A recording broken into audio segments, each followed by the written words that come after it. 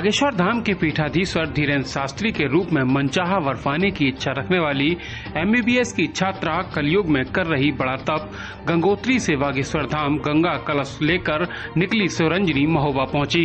सनातन धर्म में तप और तपस्या से मनचाहा वर पाने का उल्लेख धर्म शास्त्रों में भी मिलता है, लेकिन इस कलयुग में भी गंगोत्री से बागेश्वर धाम सर पर गंगा कलश लेकर पैदल जा रही शिवरंजनी तिवारी पंडित धीरेन्द्र कृष्ण शास्त्री के दर्शन की लालसा रखती हैं, जिन्हें अपना प्राणनाथ मान चुकी हैं। शिवरंजनी इस भीषण गर्मी में तमाम दुश्वारियों के बीच महोबा पहुंची हैं, जहां से बागेश्वर धाम की दूरी मात्र 80 किलोमीटर ही रह जाती है।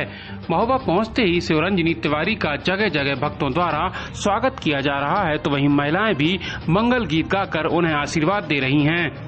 16 जून को शिवरंजनी कलश यात्रा को लेकर बागेश्वर धाम पहुंचेंगी।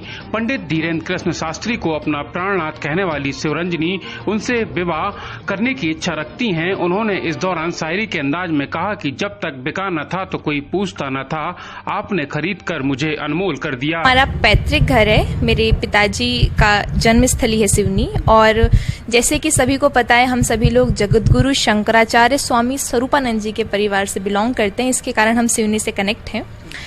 लेकिन मेरी जो बॉर्न एंड बॉटअप हुआ है वो हरिद्वार हुआ है, वहीं मेरी शिक्षा हुई है। और चूंकि हरिद्वार एक पावन तीर्थ नगरी है, तो मैं चाहती तो हरिद्वार से भी आ सकती थी, लेकिन फिर गुरुदेव जी की आज्ञा हुई, पिताश्री ने भी मुझे सजेस्ट किया कि अगर ऐसा शुभ कार्य करना ही है तो क्यों ना गंगोत्री में, गौमुख में, जहाँ पर साक्षात गंगा माता प्रकट हुई हैं, क्यों ना वहाँ से इस शुभ कार्य को स्टार्ट किया जाए। जैसे कि हमारे प्राणनाथ प्रभु जी ने ऐलान किया है कि वो 15 जून से एकांतवास में जा रहे हैं और मैं 16 जून को वहाँ जा रही हूँ। लेकिन जब मैंने 1 मई को अपना ये गंगा कलश उठाया था गंगोत्री से, तब भी मुझे नहीं पता था कि हम लोग 16 जून को जब पहुंचेंगे, 16-17 जून, क्योंकि भीषण गर्मी बहुत हो रही है, एक दिन ऊपर नीचे हो सकता है, तो मुझे नहीं पता था कि प्रभु जी के दर्शन होंगे या नहीं होंगे। लेकिन मेरे मन में ये विश्वास है, मेरे बालाजी सरकार पे मुझे पूरा विश्वास है कि मुझे मेरे प्रभु जी दर्शन देंगे और देंगे।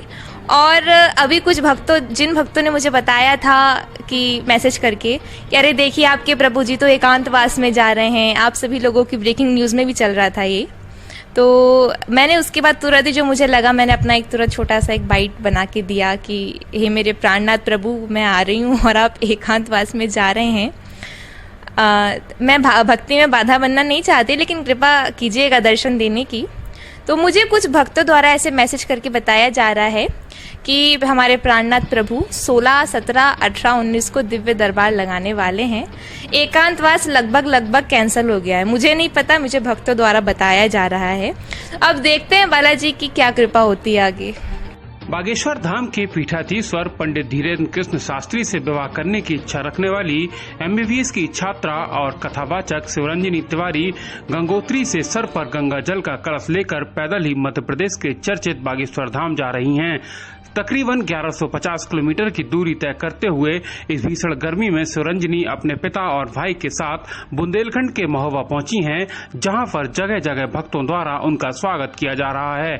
एक दिन अपने भक्त के घर में रुककर शिवरंजनी फिर से 48 डिग्री तापमान में पैदल ही अपने प्राणनाथ के दर्शन के लिए चल पड़ी हैं। कि सभी लोग बालाजी सरकार से जुड़िए, बागेश्वर धाम से जुड़िए।